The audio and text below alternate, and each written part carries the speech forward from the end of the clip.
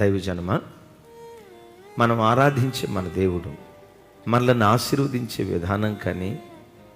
మన ప్రార్థనలకు జవాబిచ్చే విధానం కానీ,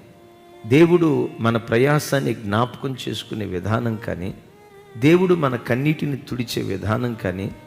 మన ప్రార్థనకు ప్రత్యుత్తరం ఇచ్చే విధానం కానీ ఏ విధంగా ఉంటుందో, అలాగే లోకస్తులు పొందుకునే ఆశీర్వాదం ఎలా ఉంటుందో ఒకసారి ఆలోచిస్తే, దేవుడు లేని ప్రజలు, లోకాన్ని స్నేహించేవాళ్ళు, వాళ్ళు పడిన ప్రయాసానికి అడ్డదారులు తొక్కో మరో దారి తొక్కో, వారు పడిన ప్రయాసానికి వెంటనే వాళ్ళు ప్రతిఫలం పొందుకుంటారు. కానీ ప్రభు బిడ్డలుగా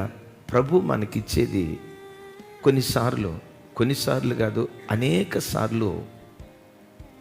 సార్లు నిదానంగా ఆ ప్రార్థనకు మనం ప్రతిఫలం పొందుకోవటం జరుగుతూ ఉంటుంది.